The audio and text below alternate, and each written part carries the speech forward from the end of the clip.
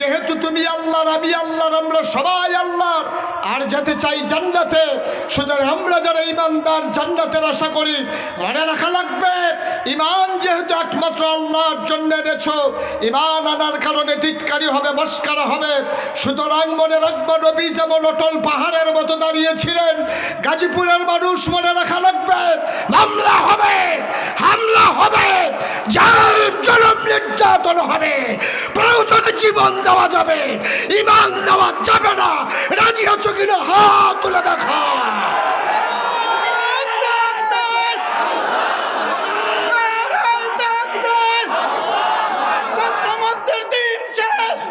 বন্ধুরা আমার, ভাইরা আমার, আমার আল্লাহ রাব্বুল আলামিন এই দুনিয়ার ভিতরে মানুষ করে বানানোর পরে আপনাকে আমাকে এমনে এমনে ছেড়ে দেন নাই। কোন পথে গেলে জান্নাত, কোন পথে গেলে জাহান্নাম, কোন পথে গেলে লাভ আর কোন পথে গেলে লোকসান, কোন পথে ভালো, কোন পথে মন্দ, কোন পথে কল্যাণ, কোন পথে অকল্যাণ, কোন পথে শিরক বিদআত, কোন পথে তাওহীদ রিসালাত, কোন পথে কুফর আর কোন পথে ইসলাম জানানোর জন্য আমার আল্লাহ যুগে যুগে নবী এবং রাসূল পাঠাইছেন। বলেন সুবহানাল্লাহ। 1,24,000 বলেন আর 2,24,000 বলেন, যত নবী এবং রাসূল পাঠিয়েছেন সবাইকে আল্লাহ একটা অনন্য বৈশিষ্ট্য, স্পেশাল কোয়ালিটি, আলাদা একটা গুণ আল্লাহ নবীদেরকে দান করেছেন। শরীয়তের ভাষায় এটাকে বলে মুআজিজা। বলেন সুবহানাল্লাহ। একজন নবীও পাবেন না যাদেরকে সাধারণ মানুষের মতো করে পাঠিয়েছেন। যেমন শুরু হয়েছে আদম আলাইহিস সালাম দিয়া, ওনার 2টা বিখ্যাত উপাধি আছে। একটা হলো আবুল বাশার, তিনি হলো মানুষের আব্বা। সুবহানাল্লাহ বলবেন না? আদম আমাদের কি হয়? সবাই একটু কথা বললেন, আদম আমাদের কি হয়? মঞ্চে যারা আছেন না কইলেও সারব নাকি? আমি কিন্তু অনেক মাহফিল ওই মঞ্চের তারা কয় না কেড়ে তারারে নামাইয়া নিচের থেকে অন্যও তুলছি। অনেক মাহফিল এই কারবার হয়েছে। এখন আপনারা কি থাকবেন না নাইম অন্যরা জায়গা দিবেন? বিশাল জামাত নিয়েছে আপনার। জি জি জি, কি বলছি বুঝছেন আপনারা? আওয়াজ দিয়ে মঞ্চের তারা ডাবল আওয়াজ দিবেন, নিচের তারা যদি দেয় একবার আস্তে, আপনারা দিবেন ডাবল ভলিউম। এত ওসাদ বইও যদি আওয়াজ না বার হয় তো আপনারা কি গাছ তুলন যাব? বলেন সুবহানাল্লাহ। যে আমার দিকে ঘুরে বসতে হবে, আমি আবার সাইয়া সাইয়া ওয়াজ করি তো বদ অভ্যাস। ডাক্তার দেখাইছি কই রোগ ভালো হইতো না। আরেকটু পিছনে পিছনে গিয়ে আমার দিকে তাকান, এই হুজুরটা জায়গা দেন। মাশাআল্লাহ, হ্যাঁ ঠিক আছে। আমার দিকে আমার দিকে ওয়াজ এখন আপনি হ্যাঁ সাইয়ারেছেন দিতে। মাশাআল্লাহ, ওলামায়ে কেরাম রৌনক বক্স মেহমানেরা আল্লাহর খাস মেহরবানি হাজির হয়েছেন। আমি প্রাউড ফিল করছি, আমার মতো একটা ছোট্ট মানুষ আমার কথা শোনার জন্য ওলামায়ে কেরাম দলবদ্ধভাবে এসেছেন। আমি প্রাউড ফিল করছি, আমি গর্ববোধ করছি। এটাই হচ্ছে ওলামায়ে কেরামদের সম্পর্ক। বলেন আলহামদুলিল্লাহ। আপনারা যত এফেস লাগাইতেন চান, আমরা কিন্তু হ্যাঁ নগিয়ে একখান নই। আমরা আলেম ওলামাদের ভিতরে কোনো বিভেদ ছিল না। বিভিন্ন সোশ্যাল মিডিয়ার সুবাদে বিভিন্নভাবে সাংবাদিক বন্ধুগণ তারা নানানভাবে নানান কথা দিয়া আলেমদের ভিতরে বিভেদ সৃষ্টি করতে চায়, ঠিক কিনা বলেন? কিন্তু যারা আমরা বিশ্বাস করি আমাদের আল্লাহ কয়জন? আওয়াজ করে কন। আপনারা কি 2-3 জন নাকি আল্লাহ? আর এই লোকগুলারে দিয়ে তো বিপদে পড়ে গেছি গে ভাই, একটু আওয়াজ দিয়ে। হ্যাঁ, এই মঞ্চে যারা আছেন আপনারা তো আওয়াজ দিলে তখন তো মঞ্চটা ভাঙ্গা ফোড়নের কথা। লোক তো কম উঠেন নাই মোটামুটি। আমাদের আল্লাহ কয়জন? নবী কয়জন? কিতাব কয়টা? কিবলা কয়টা? তো দিন কয়টা? তো সবই দিয়ে আমাদের এক। আমাদের আল্লাহ এক। আমাদের হুজুরদের যেই আল্লাহ আপনাদেরও সেই আল্লাহ, কুমিল্লার যেই আল্লাহ গাজীপুরেরও সেই আল্লাহ। সুবহানাল্লাহ বলবেন না? তাহলে আমাদের আল্লাহ এক, নবী এক, কিবলা এক, কাবা এক, কোরআন এক, দিন এক। তাহলে আজকে থেকে বাংলাদেশের 18 কোটি মানুষ, টেকনাফ থেকে তেঁতুলিয়া, রূপসা থেকে পাথুরিয়া, সুন্দরবন থেকে বান্দরবন, যারাই আমরা ঈমান এনেছি, আমরা সবাই মিলে এক, ঠিক কিনা বলেন? নারায়ে তাকবীর! নারায়ে তাকবীর! আল্লাহ নারালো! এটাই হচ্ছে আজকে বাতিল শক্তির সবচেয়ে বড় মাথা ব্যথা, ঠিক কিনা কন? ওলামায়ে কেরাম যখন এক হয় তখন যে আর তাদের ভাত নাই, এটা তারা ভালোই বুঝে। এই জন্য সবচেয়ে বড় মাথা ব্যথা এখন ওদের, কিভাবে নিজেদের ভিতরে ডিভিশন তৈরি করা যায়। এই ডিভিশন তৈরি করার মাধ্যমে কেমন করে শাসন ক্ষমতা পাকাপুক্ত করা যায়। ঘুঘু, তুমি বারবার ধান খেয়েছো, এবার আর সেই সুযোগ দেওয়া হবে ইনশাআল্লাহ। আপনারা আলেমুল আমাদের সাথে আছেন না? সবাই পড়ে না আমিন, জোরে পড়ে না আমিন। তো যেই কথাটুকুন বলছিলাম, আমাদের যত নবী এবং রসুল এসেছেন সবাইকে এক একটা অনন্য বৈশিষ্ট্য, স্পেশাল কোয়ালিটি, যাদেরকে শরীয়তের ভাষায় যেটাকে বলা হয় মুআজিজা, এমন কোনো নবী নাই আল্লাহ অনন্য বৈশিষ্ট্য দেন নাই। যেমন আদম, উনি আমাদের কি হয়? আব্বা। আমি বলছিলাম, সবাই একটু আওয়াজ দিয়ে বললেন, এই ছেলেটার একটা ঠুয়া দেন, তার একটা ঠুয়া দেন। তার কতবার বেড়া এক কথা কোয়া লাগে, 14 বার কইতে ভাল লাগে। হাতে মনে করছো অন্য হুজুর, হুজুর চিনছত্তা বেড়া সিফা দিয়া বইয়া তাহ। আপনাকে দাঁড়াই থাকবেন এই নিয়তে আসছেন? জায়গা আছে তো, সামনে বসেন। আমরা ফজর পর্যন্ত ওয়াজ করে তাদের খেড়াতে পড়ায় ফালাই দেওয়া যেত, তখন দেখলো না জীবনে মাহফিলুকে দাঁড়াইল না। সবাই পড়ে না আমিন, জুড়ে। তাহলে আদম আমাদের কি হয়? আমাদের আব্বা হইল 4 জন। আমাদের আব্বা কয়জন? 1 নম্বরে আদম হইল আদি পিতা, এরপরে ইব্রাহিম, উনি হলেন জাতির পিতা। আমাদের জাতির পিতার কি নাম? কি ভুলে কি আরেকটা ইয়ে পড়ে নাকি? কত চেষ্টা করছে, ভূমি হয় অজময় না, ঠিক কিনা কর? কত চেষ্টা যে করছে জাতির পিতারে মুখস্থ করানোর লেগিয়া, এটা গোলার নিচে আর নামে না, ঢুকিল চাইছে বাড়ি আইয়া পড়ে, ঠিক কিনা কর? আমরা বলেছি বাংলাদেশের মানুষ আর গোটা বিশ্বের 200 কোটি মুসলমান ইব্রাহিম ছাড়া আর কাউকে জাতির পিতা মানে না, ঠিক? সুতরাং আমাদের আব্বানা কয়জন? 1 নম্বরে আদি পিতা আদম, 2 নম্বরে জাতির পিতা ইব্রাহিম, 3 নম্বরে রুহানি পিতা নবী মুহাম্মদুর রাসূলুল্লাহ, আর 4 নম্বরে হলো যার যার আব্বা তার তার, যার যারটা তার তার। এটা মিলান যেত না, একজনেরটা একজনের একরকম, যার যারটা তার তার। আমার কথা বুঝেন তো সবাই না? ইউটিউবে আমার ওয়াজ শুনেছেন কে কে, দেখি একটু হাত উঠান তো। ও বাবা রে, তা আমি হুজুরে বাদ দিচ্ছেন আর আমি বাদ রয়েছি না?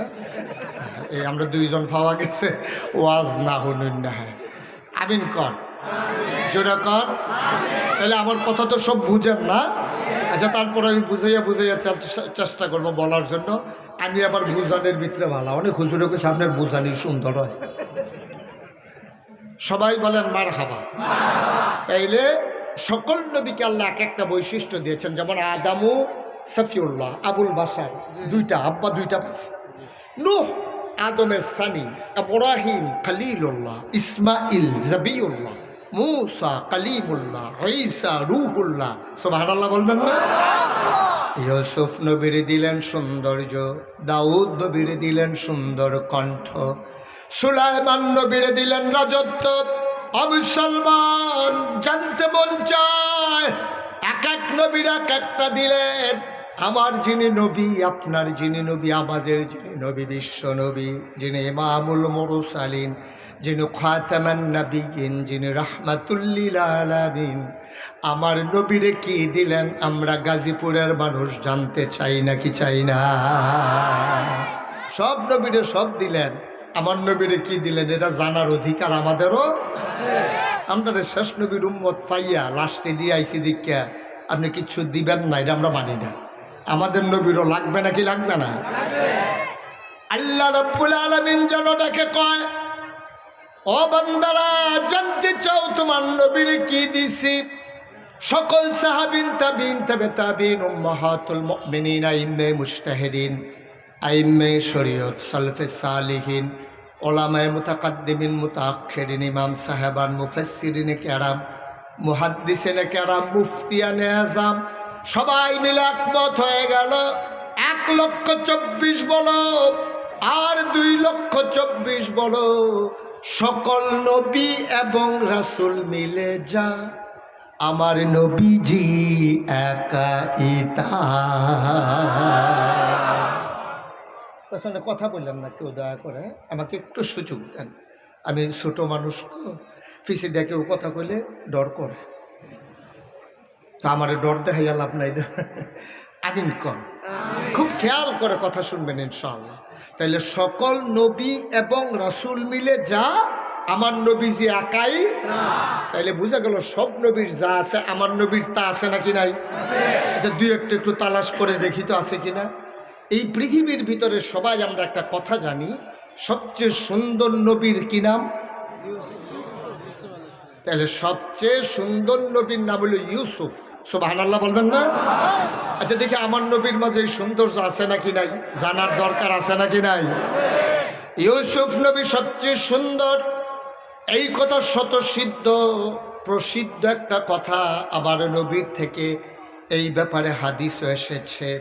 আমাদের নবীর ছিল 11 জন স্ত্রী, 2 জন নবীর জীবদ্দশায় ইন্তেকাল করেছেন, 9 জনের সাথে আমার নবী একসাথে সংসার করেছেন।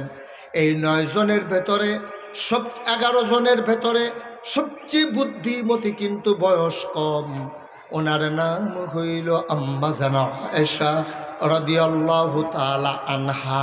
সুবহানাল্লাহ কয় না? ওনার বয়স কম কিন্তু বুদ্ধি বেশি। 6 বছর বয়সে বিয়ে হয়েছে, 9 বছর বয়সে সংসার শুরু করেছে। আম্মা জানা আয়েশার যখন বয়স 18, নবী দুনিয়া থেকে বিদায় নিয়েছে। সুবহানাল্লাহ কইয়েন, যখন সুবহানাল্লাহ। যেখানে যেটা বলা লাগে আমার জন্য দেরি কইরেন না, হ্যাঁ, যার যার বুঝ মতো তেতে বইলা ফেলাইয়েন, বলেন সুবহানাল্লাহ।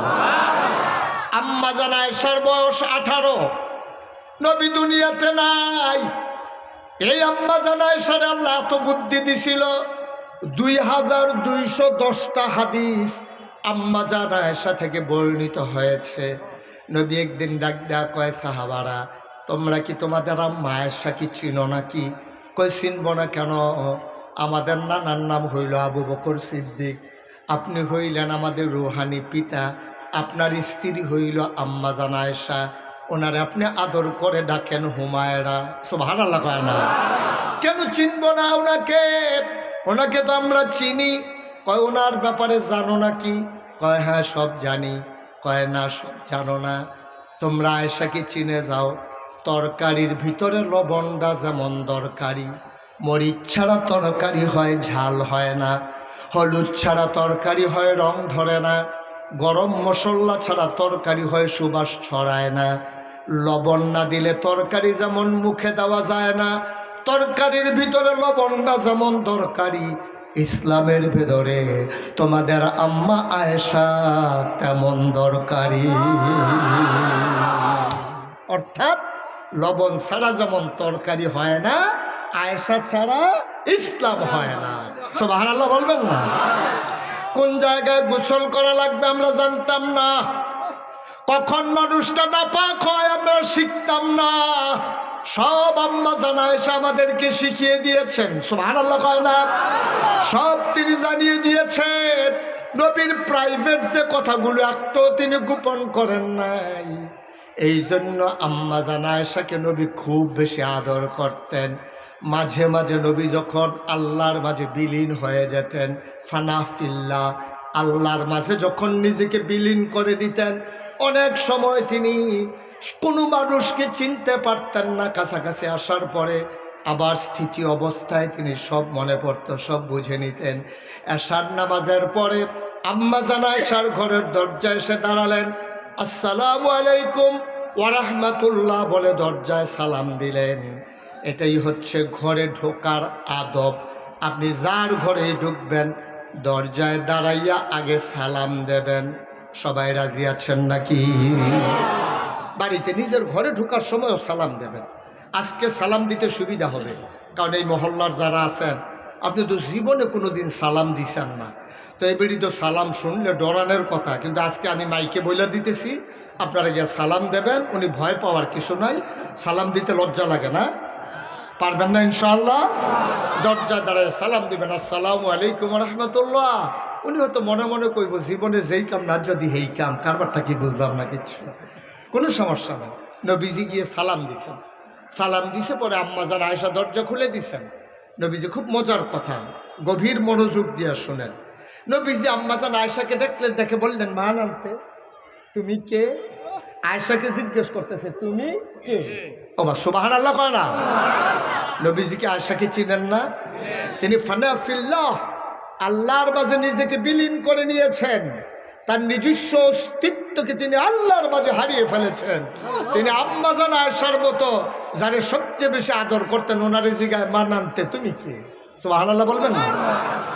আম্মাজান আয়েশা মজা করে, নবীজি আম্মাজান আয়েশার লোক খুব আনন্দ করতেন, মাঝে মাঝে দৌড় দিতেন, এই জায়গা থেকে ওই জায়গায় দৌড় দিতেন। কখনো নবী ফার্স্ট হতেন, কখনো আম্মাজান আয়েশাকে ফার্স্ট করিয়ে দিতেন। আম্মাজান আয়েশা খুশি মনে বলতেন আমি ফার্স্ট, নবী মনে মনে বলতেন আমি না জানি তুমি কেমনে ফার্স্ট। মানে আমি যদি দৌড় দিই তুমি পারবা, পৃথিবীর কোনো মানুষ পারবে আমার সাথে দৌড়াইয়া? তা আমি তো ইচ্ছে করে পিছনে পড়ে যাই, তুমি যেন খুশি হয়ে যাও। সুবহানাল্লাহ বলবেন না? খুব মজা করতেন নবীজি। একদিন মসজিদে নববীর পাশে কুস্তি খেলা হচ্ছে, হাদিস। নবীজি এসে বললেন, আয়েশা খেলা দেখতে মন চায়? কাদের উড়না জড়িয়ে নাও। আম্মাজান আয়েশা ওড়না দিয়ে নিজেকে আবৃত করে নিলেন, নবীজির পেছনে পেছনে নিয়ে গেলেন। নবীজি উপর হয়ে বসলেন, আর আম্মাজান আয়েশা নবীর মাথার উপর দিয়া নবীর উপরে ঝাপটে মেরে খেলা দেখলেন অনেকক্ষণ। সুবহানাল্লাহ বলবেন না? তখন নবীজি অনেকক্ষণ পরে বললেন, আয়েশা চলো ঘরে চলে যাই। তখন নবীজি ঘরে চলে গেছেন। তো আদর করতেন আম্মাজান আয়েশাকে, কারণ 6 বছর বয়সে বিয়ে হয়েছে, 9 বছর বয়সে সংসার হয়েছে। সুবহানাল্লাহ বলবেন না? যেই কথাটা বলার উদ্দেশ্য আমার, তা আম্মাজান আয়েশা ওনাকে দেখে বলতেছেন, মা নামতে তুমি কে? আম্মাজান আয়েশা কয়, মজা করেন? তা আমি মজা পারি না, আপনি যেমন পারেন আমিও তো পারি। ভাই এদিকে এদিকে, এটা না কথা হইলো, আমরা ভিতরে একটা চুক্তি হইলো যে আমরা একজন আরেকজনের দিকে চাইয়া থাকবো, আপনি দুই দিকে চাইয়া রয়েছেন। আমিন কন। তার নবী যখন বললেন তুমি কে, আম্মাজান আয়েশা কয়, দেখি আমিও মজা করি। আম্মাজান আয়েশা বললে, আনা আয়েশা, আমি আয়েশা। কয় আয়েশা কে? কয় আয়েশা চিনেন না? আয়েশা হচ্ছে আবু বকরের কন্যা। সুবহানাল্লাহ বলবেন না? কি মজা চলতে আছে দেখেন। আয়েশা হইল আবু বকরের কন্যা। আবার আল্লাহর নবী কয়, কোন আবু বকর? আর আয়েশার কি কোনো নাম আছে নাকি? আয়েশা হইল আপনার আদরের হুমায়রা। নবীজি আদর করে হুমায়রা ডাকতেন, লাল সুন্দরী। এমনি আম্মাজান আয়েশা সুন্দরী ছিলেন। আবার নবী ডাকতেন, আমার হুমায়রা, আমার হুমায়রা। নবীজিকে আম্মাজান আয়েশা বলে, আপনার হুমায়রা হইল আয়েশা। আয়েশাকে? আবু বকরের কন্যা। আবু বকরকে? আবু বকর মুহাম্মদের সাহাবা। কয় মোহাম্মদকে। সুবহানাল্লাহ কয় না? আম্মাজান আয়েশা বুঝে ফেলছেন নবী আর এখন নিজের মাঝে নাই, আর আগানো ঠিক হবে না। আম্মাজান আয়েশা চুপ মেরে ঘরের কোনায় বসে আছেন, নবীজিও বসে আছেন। কিছুক্ষণ পরে নবীজি ডাক দেয়, কয় আয়েশা। আয়েশা চুপ মেরে আছে, কথা কয় না। কয় আমার হুমায়রা। আবার আম্মাজান আয়েশা কয়, হুমায়রাকে? কয় হুমায়রা আমার আয়েশা। কয় আয়েশাকে? কয় আয়েশা হইল আবু বকরের কন্যা। কয় আবু বকরকে? কয় মোহাম্মদের সাহাবা। কয় মোহাম্মদকে? এবারে নবীজি জড়াইয়া ধরে কয়, তোমার প্রাণের স্বামী।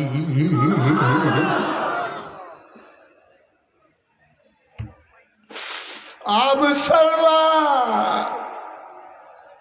আমি বলছিলাম সকল নবী এবং রাসূল মিলে যাও, আমার নবীজি আকাইতা। আম্মাজান আয়েশা ঘরের ভিতরে শুয়ে আছেন, প্রচন্ড গরম, ভ্যাপসা গরম। আমার নবী এশার নামাজ পড়ে দরজায় এসে নক করলেন। আম্মাজান আয়েশা দরজা খুলে দিলেন। নবী ডাক কয়, আয়েশা বড় গরম ঘরের ভেতরে খেজুর পাতার পাটি বিছাও আঙ্গিনায়, দেখি একটু আরাম করি, মৃদু মন্দ বাতাস আছে। ঘরের সামনে পাটি বিছানো হলো। আম্মা জান আয়েশা আসন পেতে বসলেন, নবীজি কুলের ভিতরে মাথা রাখলেন। আল্লাহর নবী আনন্দে শুয়ে আছেন। আম্মা জান আয়েশা এত কাছে পেয়ে কপালের ভিতরে আস্তে করে টিপে দিচ্ছেন, চুলের মাঝে আঙ্গুল দিয়ে বিলি কেটে দিচ্ছেন। নবী আনন্দে চোখ বন্ধ করে আছেন। আম্মা জান আয়েশা কয়, চতুর্দশী পূর্ণিমার চাঁদ আকাশে হাসে, ফকফকা জ্যোৎস্না, মৃদুমন্দ বাতাস, এমন আবহাওয়া, মজার আবহাওয়া পাওয়া যায় না। নবীর সাথে একটু মজা করে কথা কই দেখি। আম্মা জান আয়েশা কয়, ইয়া রাসূলুল্লাহ, ইয়া হাবিবাল্লাহ, ইউসুফ নবী নাকি খুব সুন্দর। সুবহানাল্লাহ বলবেন না? কয় হ, ইউসুফ নবী তো অনেক সুন্দর। কয় আপনিও তো সুন্দর। কয় সন্দেহ আছে নাকি?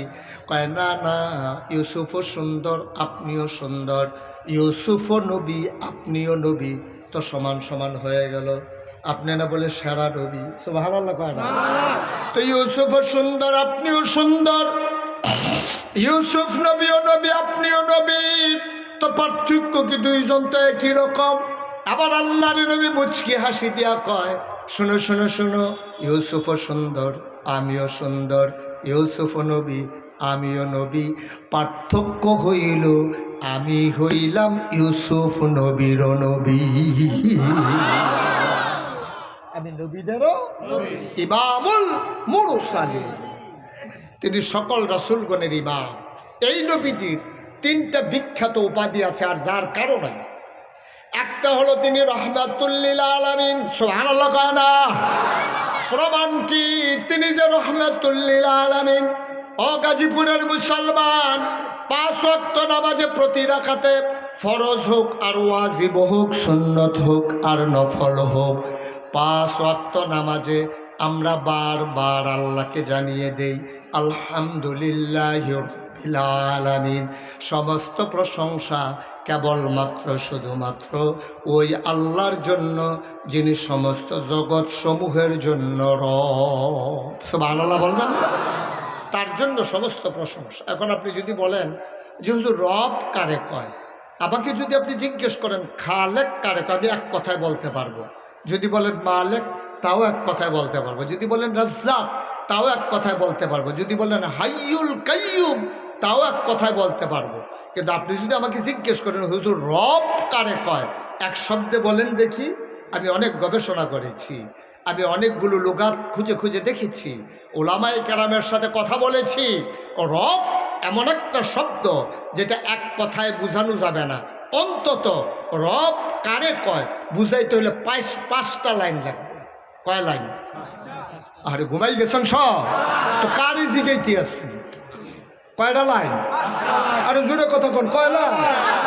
উনি মাথা লারে কয়, সবার যেই মত আমারও হেই মত। কয় লাইন? 5টা লাইন ছাড়া রব কারে বাবা, আপনাকে বসে যেতে হবে। আপনি ফিক্স করে দিয়ে বসেন, আর একবার উঠবেন না আপনি। রব 5টা লাইন দিয়া রব বুঝানো লাগে, আর আগে রব বুঝানো যাবে না। আমি একটা একটা করে লাইন বলি, আপনি খেয়াল করেন। বান্দার যা দরকার, বান্দাকে, আহা, বান্দাকে আমরা, আমাদের যা দরকার, বান্দার যা দরকার, বান্দা নিজেও জানে না কি দরকার। দরকারি জিনিসটা দরকারের সময় পরিমাণ মতো চাওয়ার আগে। সুবহানাল্লাহ। আপনি কি বুঝতে পারছেন? কিচ্ছুই বুঝতে পারেন নাই আপনি। ওজন বুঝছেন এই কথা?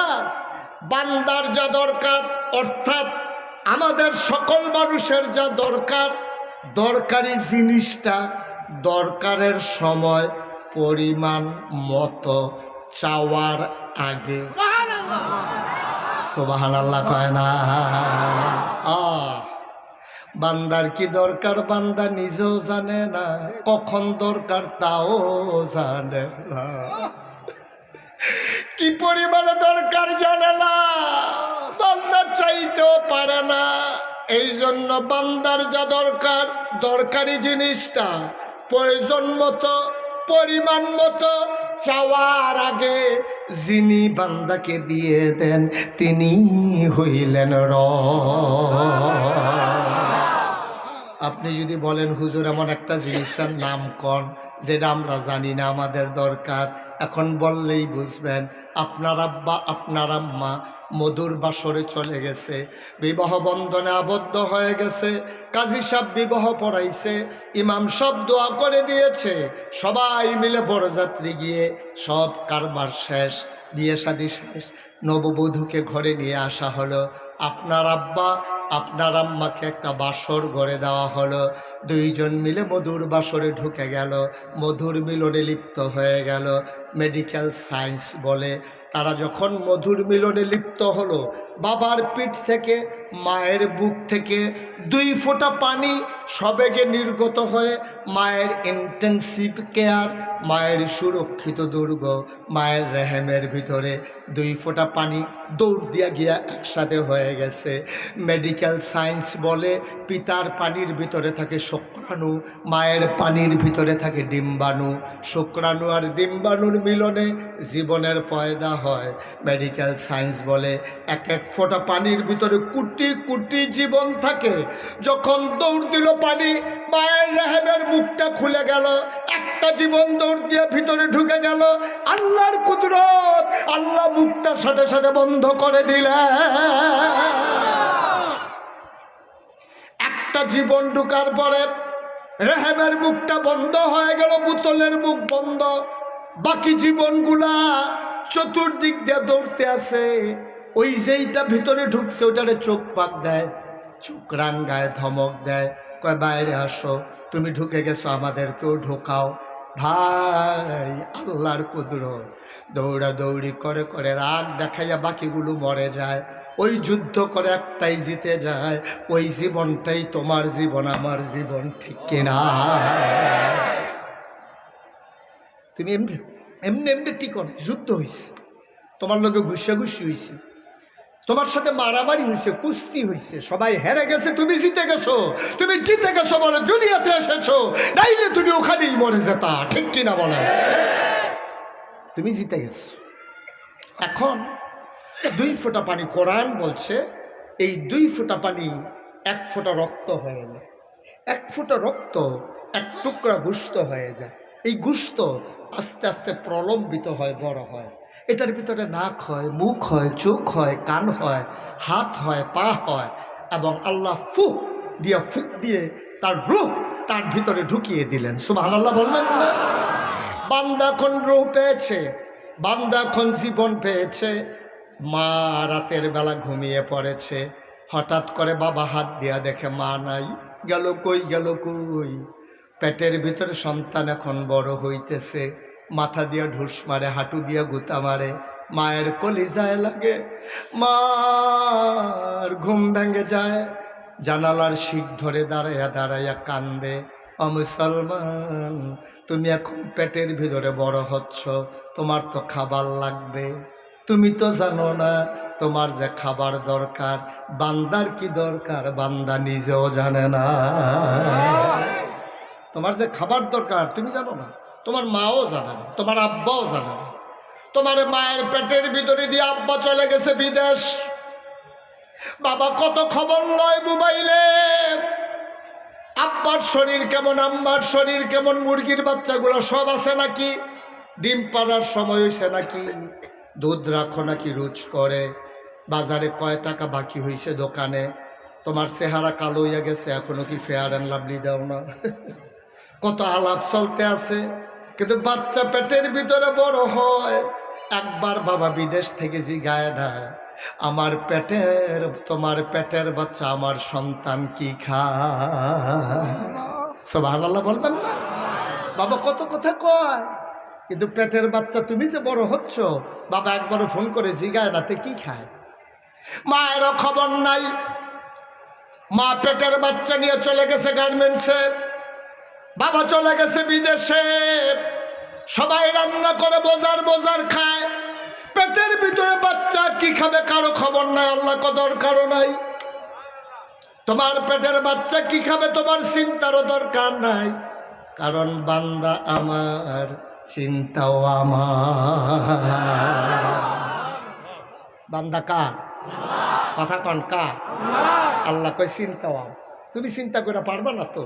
মায়ের পেটের ভিতরে তুমি খাওয়াবা কি? কত মেশিন আবিষ্কার হয়েছে, কিন্তু মায়ের পেটের ভিতরে বাচ্চাকে খাওয়াবে এই মেশিন এখনো আবিষ্কার কি? আল্লাহ এটা কেমন আল্লাহ? বান্দার কি দরকার বান্দা জানে না। বান্দার খাবারের দরকার চাওয়ার আগে পরিমাণ মতো যিনি ওই জায়গায় দিয়ে দেন তিনি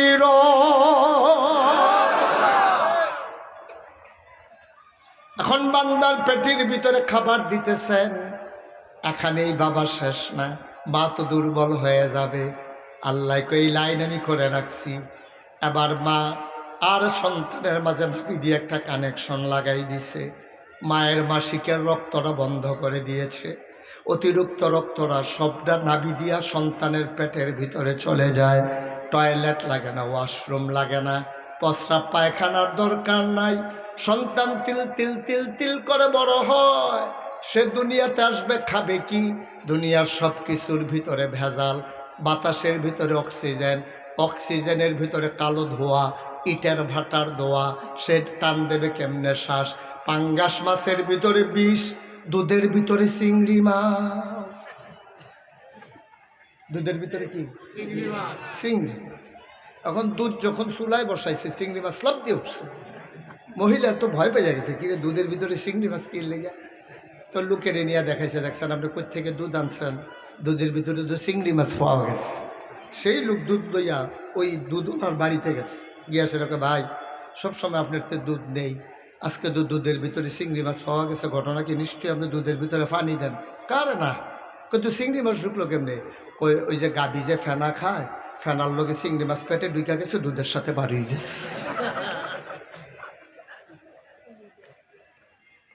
বান্দা খাবে কি? আমার আল্লাহ চিন্তা করলেন, মায়ের নাভির সাথে নাভির কানেকশন লাগাই দিলেন। কি আল্লাহ এটা? আমার কি আল্লাহ? তুমি আল্লাহ চিনো না।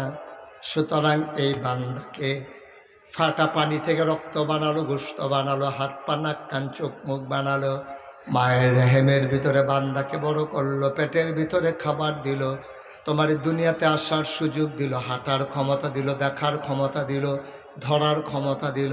ভাই তাইলে এই বান্দা যিনি বানিয়েছেন তিনি কে? জোরে কন, তিনি কে? তাহলে আমাদের যিনি রব তিনি কে? তাইলে বান্দার জীবনের মালিক কে? মালের মালিক কে? কোরআনুল কারীমে সূরা তাওবার 111 নম্বর আয়াতে আল্লাহ কয়, ইন্নাল্লাহ হাশতারা মিনাল মুমিনিনা আনফুসাহুম ওয়া আমওয়ালাহুম বিআন্না লাহুমুল জান্নাহ। বান্দারে, ও বান্দা, সব তুই ভুলে গেছস। তোরে আমি জিজ্ঞাসিলাম জান্নাতে যাইবিনি, তুই চিৎকার করে বলছিলি হ জান্নাতে যেতে চাই।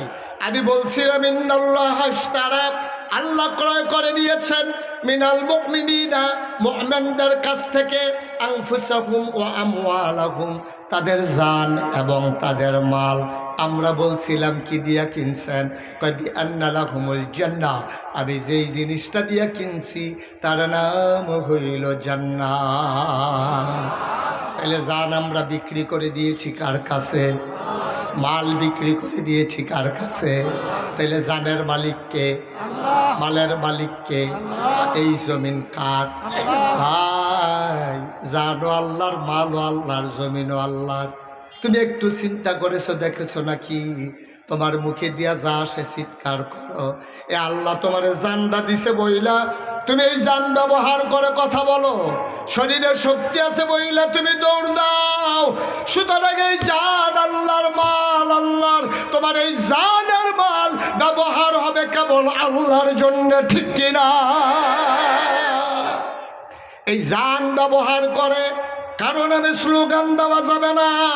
স্লোগান হবে একমাত্র নারায়ে তাকবীর, আর বাইরে কোনো স্লোগান নাই। উমুক ভাইয়ের চরিত্র, ওই যে কি কি এইসব চলবে না আব্বা। কেবলমাত্র স্লোগান হবে আল্লাহর, কারণ জান আল্লাহর, মাল আল্লাহর, তুমি আল্লাহর, জমিন আল্লাহর, কণ্ঠ দিয়েছেন আল্লাহ, আওয়াজ দিয়েছেন আল্লাহ, সুতরাং আওয়াজ হবে শুধুমাত্র আল্লাহর জন্যে, ঠিক কিনা? কোনো মানুষের জন্য স্লোগান হতে পারে না, কোনো মানবগণ মতবাদের জন্য স্লোগান হতে পারে না। যেহেতু তুমি আল্লাহর, আমি আল্লাহর, আমরা সবাই আল্লাহর, আর যেতে চাই জান্নাতে, সুতরাং আমরা যারা ইমানদার জান্নাতের আশা করি, মনে রাখা লাগবে ইমান যেহেতু একমাত্র আল্লাহর জন্য এনেছ, ইমান আনার কারণে টিটকারি হবে, মস্কারা হবে। সুতরাং মনে রাখবো নবী যেমন অটল পাহাড়ের মতো দাঁড়িয়েছিলেন, গাজীপুরের মানুষ মনে রাখা লাগবে মামলা হবে, হামলা হবে, জুলুম নির্যাতন হবে, প্রয়োজনে জীবন দেওয়া যাবে, ইমান দেওয়া যাবে না। রাজি আছো কিনা হাত তুলে দেখা।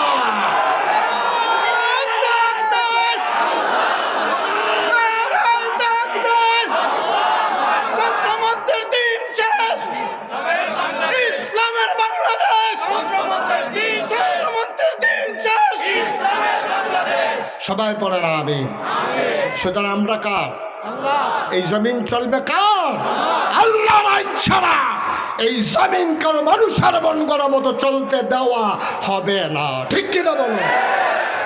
এটাই হচ্ছে সিদ্ধান্ত, এটাই ফয়সালা। যদি জান্নাতে যেতে চাও, যদি জান্নাতে যেতে চাও, এর বাইরে কোনো কথা নাই, এর বাইরে কোনো সিদ্ধান্ত নাই। টিটকারি হবে, মস্কারা হবে, তাতে কি আসে যায়? আমার নবীর মানুষ টিটকারি কম মারছে নাকি? আমার নবীর পাগল বলছে, জিনে ধরছে বলছে, জাদুঘর বলছে। আমার নবী কোনোদিন সরে যান নাই।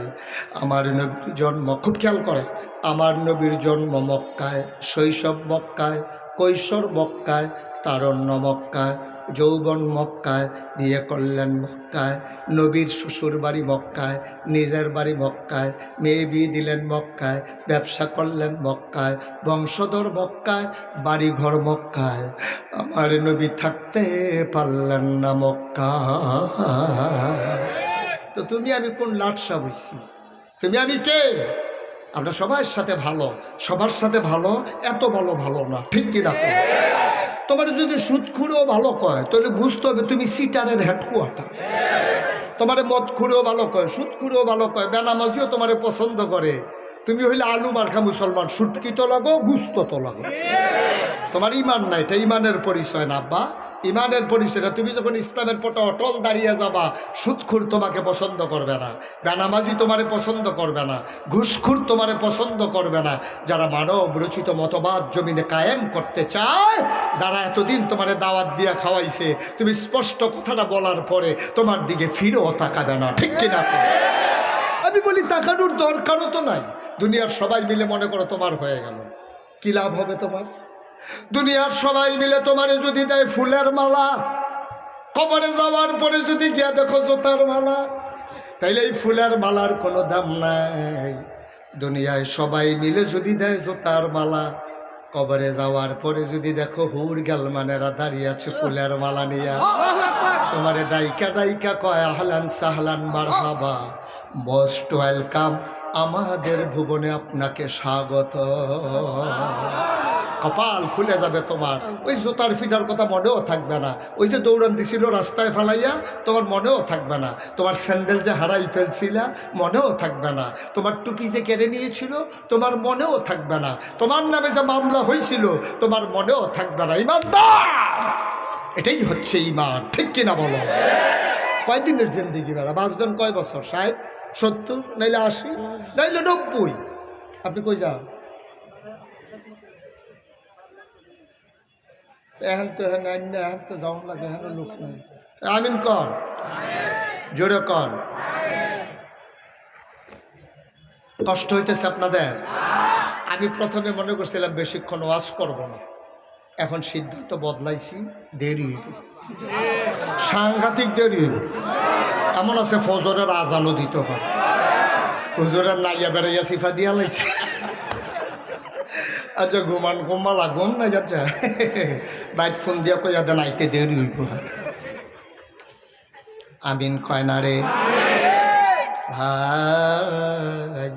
সকল নবী এবং রাসূল মিলে যা কথা মনে আছে নাকি? আমার নবীজি একা ইতা। কি মজার নবী, কি মর্যাদার নবী, তুমি বুঝছো কিচ্ছু? নবীর দাউদ আলাইহিস সালাম, ওনারে আল্লাহ দিছে সুন্দর কণ্ঠ। কি দিছে? কথা কয় না, কি দিছে? হাদিস শরীফ আসছে, আমরা যখন জান্নাতে যাব, যাবেন না সবাই? সবাই যাবেন না ইনশাআল্লাহ? আমরা যখন জান্নাতে যাব ইনশাআল্লাহ, অবশ্যই যাব, অবশ্যই যাব। আমরা জান্নাতে যাব না, কই যাব আমরা? এই দুনিয়ায় তো কিছু পাইলাম না। হ্যাঁ, লগিও যদি জান্নাত না পাই তা আমরা উপায় কি? কি আর ফেরেস্তা টেরেস্তা যাতা দিয়া লইয়া পড়ে যাবো হুজুর লইয়া বাধা দিতে হলো। শহর হেন তো শহর ফেরেস্তা টেরেস্তা 3-4টা লইয়া আনসা দিয়ে ভিতরে গিয়া পড়ে যাবো। আল্লাহ যা করা করে, এটা অপেক্ষা করা যাবে নাকি? সময় কম। মার হাবা কয় না রে, কষ্ট হইতে আছে না? গাজীপুরের তার জোর কম। হ্যাঁ, এত জোর কম হইলে চৌরাস্তা দখল দিবেন কেমনে নিয়ে? এই যে উনি উঠছে কেন, উঠছে কেন? আরে ওনারে বসা বসা, উঠতেন না মাহফিলে। উঠে উঠে এটা আমি পছন্দ করি না ভাই, একটু বসেন, লম্বা সময় না। উনি উঠলো না, হইল উনি যে শুনছে ফজর পর্যন্ত সহ্য করতে পারছে না।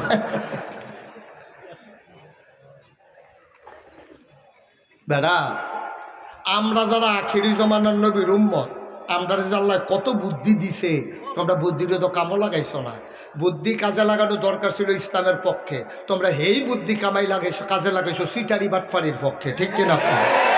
তোমরা হেই বুদ্ধি কামে লাগাইছো দেশের টেহা কেমনে বিদেশ পাঠান যাইব।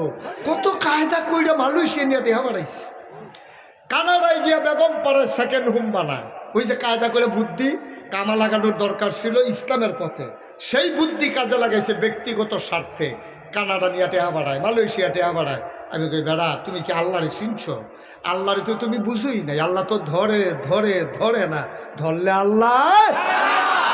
এই যে এখন খাইছে ধরা, 17 বছর লাগাইয়া যা জমাইছে ফাটাই টাটাই সারছে। হেতে গিয়া সদরঘাট, কি সুন্দর দাড়ি, কি সুন্দর পাঞ্জাবি, সাদা ফকফকিয়া। হ্যাঁ, মনে হয় যেমন ফেরেস্তা নাজিল হইছে। ওমা, সদরঘাট নৌকার ভিতরে ধরা পড়ছে, কামাইয়া কুমাইয়া হোমা।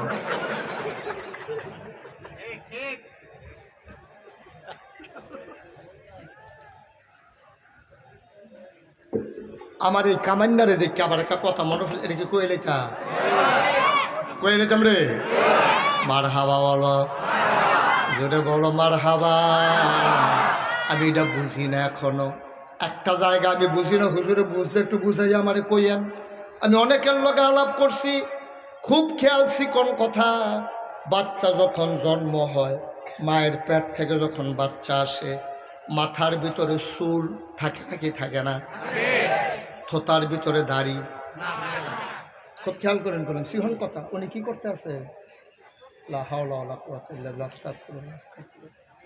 কারবার দেখছো বাত্তির তলা।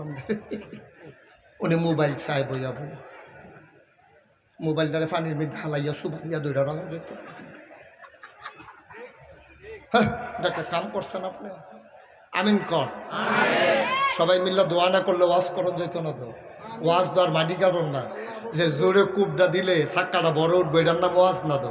সব ওলামাই কেরাম ওয়াজ করব, দোয়া করব, আর আমার মুখ দিয়ে আল্লাহ বার করব। ঠিক কিনা কর? এত সোজা মনে করেন না। আমিন কর। সেই কথাটা কইতাম ইসলাম ওই কামাইয়া। আচ্ছা, এই যে মানুষ জন্ম হয়, যখন বাচ্চা জন্ম হয়, তার মাথার উপরে চুল থাকে নাকি থাকে না? থোতার ভিতরে দাড়ি থাকে? আমার কথা না থাকে মানে কি? আপনি কি বুঝছেন? চুল মাথার দিতে পারলো, এখানের এই মাথার চুলের দাম বেশি না এটার দাম বেশি? তো দামি জিনিসটা আল্লাহ জন্মের সময় দিল না গেলে। আর যদি কামাইয়া কুমাইয়া সমান হইয়া থাকে, মাথার চুল কামায় ঘন ঘন, এইটি দিল, দামি জিনিসটি দিল না। কারণ কি? আমি অনেক গবেষণা করে দেখছি, মাথার চুল এটা কোনো, এটার সাথে কোনো ফজিলত বরকত জমা নাই, কিন্তু এটার সাথে আছে নাকি নাই? আল্লাহ চিন্তা করলো, আমি যদি জন্মের সময় থোতার ভিতরে দাঁড়িয়ে দিই, তে যখন ঘুমায়, তে তো ঘুমায় পূবে পশ্চিমে, এই মিনিট খানেক পরে তো উত্তর দক্ষিণ হইয়া জিজ্ঞাসা, তো তো লড়ে ঘুমের ভিতরে লড়ে নিও। আমার কথা কেন লড়ে নি? লড়তে লড়তে কয়বার তো খাটের তো পড়ছে। তো এই ছোটো বাচ্চারা যখন ছোট থাকে, মাথায় চুল থাকে, সে প্রস্রাব করে বুঝে না, পায়খানা করে বুঝে না। এখন এই মাথার চুলের ভিতরে ওই যে গুইরা ইয়াসেরা পেশাব লাগে, পায়খানা লাগে। আল্লাহ চিন্তা করলো, আমি এই দাড়ি বরকতময় দাড়ি দিয়েছি, এই দাড়িগুলোর ভিতরে যদি প্রস্রাব পায়খানা লাগে এটা দাড়ির অপমান হবে। এই জন্য সে যখন বুঝবে প্রস্রাব কারে কয়, পায়খানা কারে কয়, নাপাক কারে কয়, পাক কারে কয়, তার যখন আকল হবে তখন আমি আস্তে করে দাড়ি দেব যেন তে কামাইতে সুবিধা হয়। তাই জন্য বুজ্জা টুজ্জা কামাইতে পারে এই জন্য। তাইলে দাড়ি আপনার উঠে নাই আগে, দাড়ির চুল আসছে আগে। আপনি চুল 100 বার কামান, মরণের আগের দিন পর্যন্ত কয়েক হাজার বার দড়ির ভিতরে গিট্টু দিয়া কামান, আমার কোনো আপত্তি নাই। কিন্তু দাড়ি আল্লাহ তখনই দিছে যখন তার রাখার সময় হয়েছে, ঠিক কিনা? তখন আমরা হুজুররা দাড়ি রাখবো, হাতে বয়স হইলে দাড়ি রাখবো, তো এমন কামান কামাইছে চামড়া বেড়াইয়া ফড় হইয়া গেছে গা, সাফার দাঁত পড়ে গেছে গা। আগে টান টান চামড়া ছিল, এখন গর্ত হয়েছে। এখনও ফোয়া খানেক তেল রেখে সারাদিন সারা শৈল দেওয়ান যায় এমন গর্ত হয়েছে। অন্তে যখন দাড়ি কামাইতে গেছে সেলুনের হাতে কয় জিব্বা দিয়া ঠেলা দিয়া ধরে, সিফাত ভিতরে গেছে। ইন্না লিল্লাহি ওয়া ইন্না ইলাইহি রাজিউন। তো এতক্ষণ ফোনে কইছেন কেন? আমার দি ওয়াজ শেষ হয়ে আইছে। তো এটা আমার কাছে কোন করতেন মাইকমেন্টের ডলার নাকি জতা দিয়া? আপনার বাড়ি কাছে না, তাহলে ধরে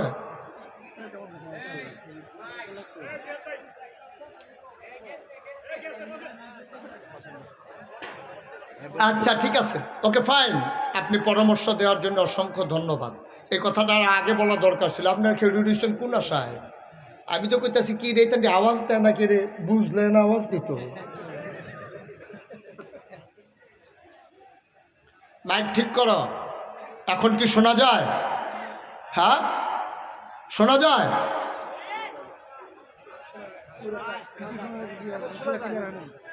এখনো ক্লিয়ার হয় নাই না? আমি শুরুতেই বলছিলাম মাইকটারে ক্লিয়ার করো।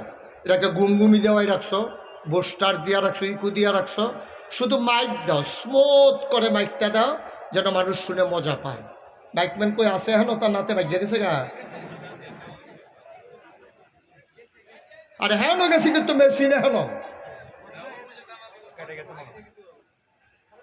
আচ্ছা একটু ধৈর্য ধরে খেয়াল করে শুনেন।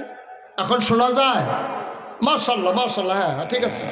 এই শুধু শুধু আতলাইরো না, এটা জনসভা না যে অগলে যে ফেল গেছে তুমি এই দিকে।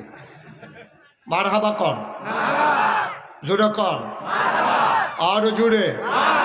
তো যেই কথাটা বলতেছিলাম, চুল জন্মের পরেই উঠে, দাড়ি বুঝার পরে উঠে। এটা দিয়ে আল্লাহ বুঝাইতে চাইলেন দাড়ি আমি তখনই দিছি যখন দাড়ি রাখা দরকার। সুবহানাল্লাহ কোন দাও। তো ওই যে হাতার কথা কইছিলাম, আমাদের দেশে দাড়ি রাখে কোন সময়? কামাইতে কামাইতে কামাইতে কামাইতে চামড়া ফোটা হয়ে গেছে গা, দাঁত ফইরা গাল টান টাল গাল ভিতরে ঢুকে গেছে গা। এখন যা বেড়ায় যে কামাইতে গেছে সেলুনও, সেলুনের হাতে কয় জিব্বা দিয়া ঠেলা দিয়া ধরে। এবার এখন ঠেলতে আসি 12 আনা দো। পরে দুইজনে টান দিয়া দইরা কামাইতে গেছে যে ওই সিফার ভিতরে একটা দাঁড়িয়ে আছি, সেইটা কাটতো গিয়া গালটা কাটতে নিচ্ছে। এখন গরমের ভিতরে এবার মাফলার দিয়ে আনে। এবার আর বউয়ে অনেকবার কইছে আপনি দাড়ি রেখা দেন, নায়রাত করবি আল্লাহ করলে হইছে, মাইয়া বিয়া দিছেন, কখনো আপনি দাড়ি কামান, আপনি আমার ঘরও কিতা হইলেন, ঠেলার লোকে কই জ্বালাইছে আর কি। নাউজুবিল্লাহ কইতেন না? এরপরে গিয়ে আমরা দেশও দাড়ি রাখে, ঠিক কিনা কর না আব্বা? এই কলিজার টুকরা যুবকেরা যেই দিন দাড়ি উঠবো ওই দিন থেকেই দাড়ি রাখা শুরু করবি। সুবহানাল্লাহ বলবেন না? কে কি বললো এটা দরকার নাই আমার। এই দাড়ি দেখে যেই মাইয়া ফান বিয়া বইতে আইব হেঁটিরই বিয়া করিস, এরপরেও তো একজনও কয়টা কয়টা করণ লাগে গিয়েব। দাড়ি যারা পছন্দ করে না এই মাইয়া আমাদের ছেলেদের বউ হওয়ার দরকার নাই, ঠিক কিনা বলো? যারা দাড়ি পছন্দ করে তারাই। আর আল্লাহরে কাজ উপরে ভরসা করে রাখো, আল্লাহ সহজ করে দেবে। কথা তো আরেকটা মনে পড়ছে, এটা কি কইলে তা? ডক্টর মোহাম্মদ শহীদুল্লাহ 17 ভাষার পণ্ডিত। কত ভাষা? শুধু পারে না, পণ্ডিত। পণ্ডিত কয় ভাষা? 17 ভাষা। উনি মুরিদ হইছে ফুরফুরার মুজাদ্দেদে জামান আবু বকর সিদ্দিক আল কুরাইশি রহমতুল্লাহ আলাইহির কাছে। এই ভারতীয় উপমহাদেশে 2টা খানদান সবচেয়ে বেশি ইসলামের উপকার করেছে। একটা হচ্ছে ফুরফুরা, আরেকটা হচ্ছে জৈনপুর। সুবহানাল্লাহ বলবেন না? এই ফুরফুরার খানদানের যিনি পূর্বপুরুষ, তার নাম ছিল মুজাদ্দেদে জামান আবু বকর সিদ্দিক কুরাইশি রহমাতুল্লাহ। তো ওনার কাছে গিয়ে মুরিদ হয়েছে, ওনার নাম হলো ডক্টর মোহাম্মদ শহীদুল্লাহ। কত ভাষার পণ্ডিত? তো মুরিদ হয়েছে যে উনি তো সাপ কামাইয়া কুমাইয়া হমান। তো হুজুরের কাছে মুরিদ হয়েছে, হুজুরে খুব আদর করে, লগে দিয়া বোয়ায়, খাইতে গেলে মুরগির রান্না হুজুরে ওই শহীদুল্লাহর ফাতো দেয়, মাছের মাথাটা দেয়, হুজুর খুব আদর করে। তো আল্লাহর ওলি যারা, তারা হলো হোমিও ডাক্তারের চাইতে আরও কড়া ডাক্তার।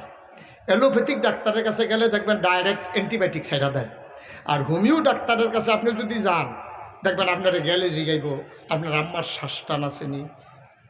তো হাতে মনে মনে করে ডাক্তার দেখাইতে পাইলাম আমি, আম্মার কি তাই তো জিগাই কি লিগা কয় বলেন শ্বাসটান আছে আম্মার? আম্মার কম, আব্বার বেশি।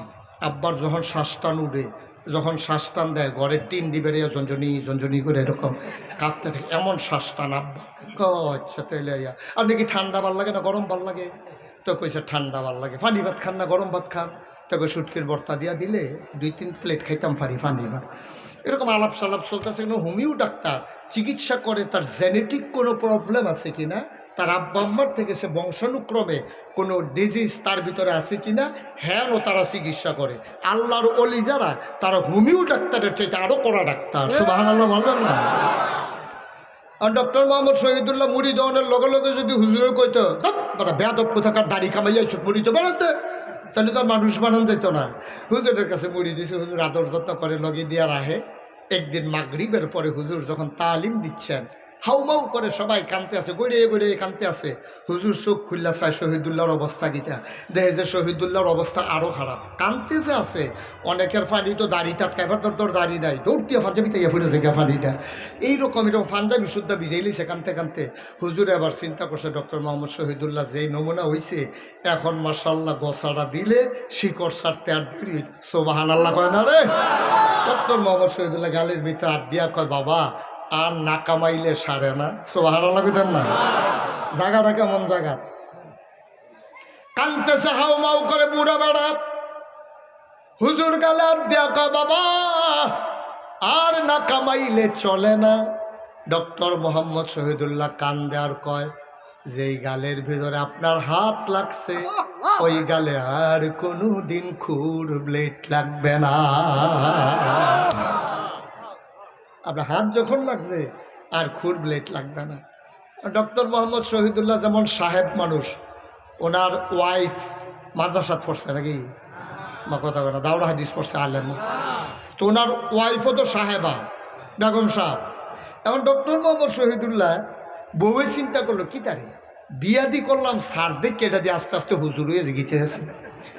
এটা এই ফায়জামা বাদ দিয়ে, প্যান্ট বাদ দিয়া ফায়জামা পরে, শার্ট খুললা পাঞ্জাবি গাও দেয়, আবার টুপিও মাথার দিয়ে আড়ে, আবার খোসা খোসা দাড়িও দেখা যায়।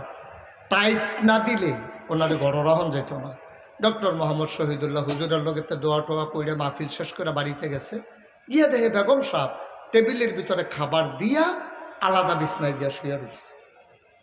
জীবনে যেই কাম না আজকে সেই কাম, আলাদা বিছানায়। ডক্টর মোহাম্মদ শহীদুল্লাহ ঢুইকা কয় কি খাওয়া দাওয়া কি শেষ? কহ খাওয়া দাওয়া শেষ। কত আমারে ফালাইয়াই খাইয়া ফেলছ? কহ আপনারা ফালাইয়াই খাইছি। আলগা বিছনার দিকে ঘুমাইছো, এক বিছনাত আমরা থাকি, তুমি যে আলাদা বিছনাত। কহ অহন থেকে আলাদা বিছনায়। শিক্ষিত মানুষ তো ডক্টর মোহাম্মদ শহীদুল্লাহ বুঝছে, দাঁড়িয়ে রিয়াকশন করছে। দাঁড়িয়ে কথা না, দাঁড়িয়ে ডক্টর মোহাম্মদ শহীদুল্লাহ তো আর আমরার মতো না। আমরা হইলে তো এই ঘুমুর করে একটা কিন দিয়ে বই ফিটে দৌড়াইলে দাঁড়া খিতে গোলা। ডক্টর মোহাম্মদ শহীদুল্লাহ তো শিক্ষিত মানুষ, তোরাইতে ফিটাফিটিত গেছে না। উনি নামাজ পড়া অজু করে বিছানায় শুইয়া আল্লাহর কাছে চায়, আল্লাহ ও আল্লাহ তুমি না বলছো আল্লাযীনা জাহাদু ফিনা লানাহদিয়ান্নাহুম সুবুলানা ইন্নাল্লাহা লামাআল মুহসিনিন। তুমি না বলছো যারা আল্লাহর পথে চলতে চায়, লানাহদিয়ান্নাহুম সুবুলানা, আল্লাহর পথে যারা চলতে চায়, তুমি না বলে তাদেরকে রাস্তা দেখাই দাও, সহজ করে দাও। আল্লাহ আমি দাঁড়িয়ে রাখতাম চাই, আমার বেগম সাহেব কামাইলেই তো চায়, আল্লাহ তুমি আমারে বুদ্ধি দাও, বেগম সাহেব যেন খুশি থাকে, দাড়ির জায়গার যেন দাড়ি থাকে। চাইছে কার কাছে? আল্লাহর কাছে চাইলে আল্লাহ দেয় নাকি দেয় না? গাজীপুর বোধহয় দেয় না নাকি? দেয় নাকি দেয় না? ডক্টর মোহাম্মদ শহীদুল্লাহ শক্তি একটু লাগছে, যা দেওয়ার আল্লাহ স্বপ্নে দিয়া দিচ্ছে। ফজরের নামাজ পইরা উনি নাস্তা খেতে বসছে ডাইনিং টেবিলে। বেগম সাহেবরে ডাক দিছে, কই গেলা? কাবি দেখানে আছি, এদিকে আসো। তো বউ দৌড় দিয়ে আইছে, আইসা পরে বালিশের নিচে টাকা আছে, একটা টাকা দিয়া কাজের ছেলেটারে পাঠাও, বলো তাড়াতাড়ি 2টা প্লেট আনতে। কি কথা কয় না? কি কি প্লেট? উনি মনে করছে নাস্তা দিব।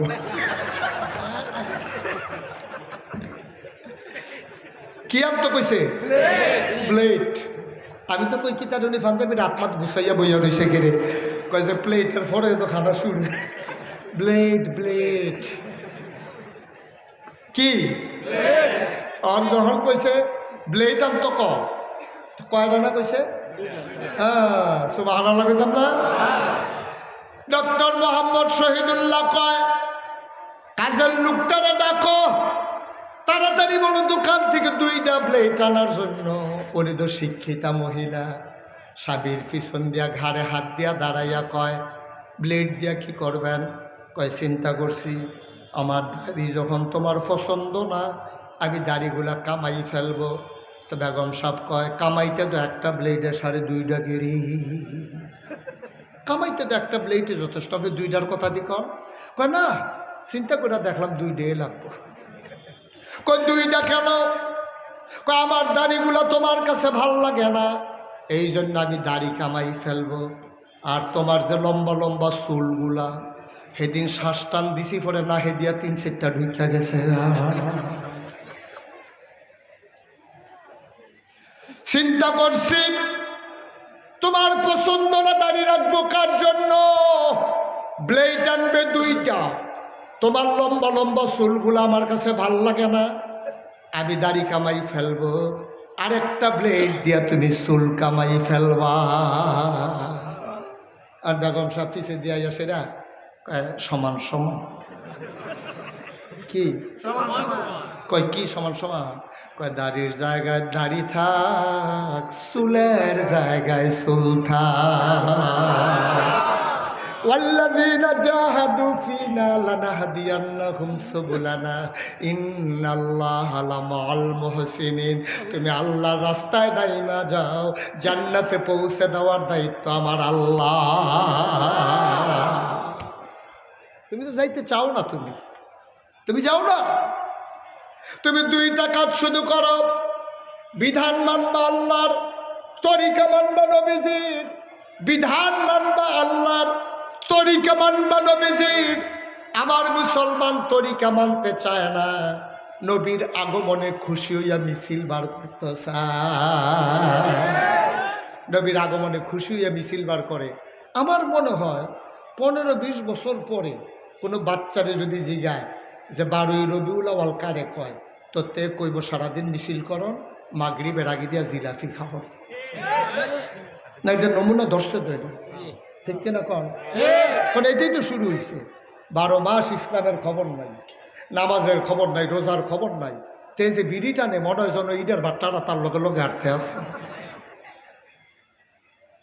5 ওয়াক্ত নামাজের খবর নাই, টুপির খবর নাই, দাড়ির খবর নাই। 12ই রবিউল আউয়াল আসলে তুমি জশ্নে জুলুস বের করে, তুমি বিরাট মিছিল বের করে, তোমার পীর সাহেবরে গাড়ির উপরে উঠাইয়া গলার ভিতরে মালা দিয়া তুমি পীর সাহেবরে নিয়ে ঘুরো। যদি নবীর আগমনে তুমি খুশি হয়ে থাকো, তোমার পীর সাহেবকে গাড়ি উঠানোর কোনো অধিকার নাই, তুমিও হাঁটবা, পীর সাহেব হাঁটবে, ঠিক কিনা কও? তুমি পীর সাহেবরে নিয়ে শুডাউন দিতে আসো, পীর সাহেবে গাড়ির বইয়া রয়েছে, আর সবাই মিল্লা হুজুরে লইয়া বাজি দিয়ে আটতে আছে। তো তুমি না নবীর আগমনে খুশি হয়েছো, তো নবী তো তোমারও পীর সাহেবেরও, ঠিক কিনা কও? কত বড় বেয়াদবি, কত বড় বেয়াদবি, কে বুঝাবে? মিছিলের নাম নবীর আশেক না। নবীর আশেক হচ্ছে নবীর তরিকা অনুযায়ী জীবন চালানো, এটা দেখো আশেকে রাসূল, ঠিক কিনা কও? কোনো দিনের সাথে ইসলামের সম্পর্ক নাই, কোনো সপ্তাহের সাথে ইসলামের সম্পর্ক নাই, কোনো মাসের সাথে ইসলামের সম্পর্ক নাই, কোনো বছরের সাথে ইসলামের সম্পর্ক নাই।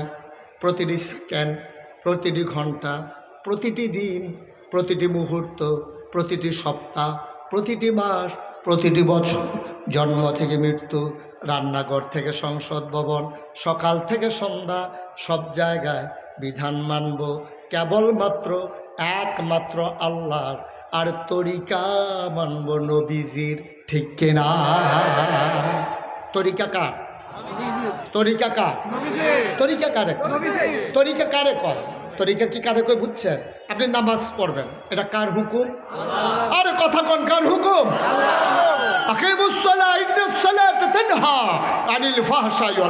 তুমি নামাজ পড়ো, নামাজ তোমাকে মন্দ কাজ, খারাপ কাজ থেকে ফিরাই রাখবে। এই কথা কি মুশতাক ফয়জির না আল্লাহ? কিন্তু নামাজ পড়ার কথা বলছে আল্লাহ। কেমনে পড়বেন এটা তো আল্লাহ বলে দেন নাই।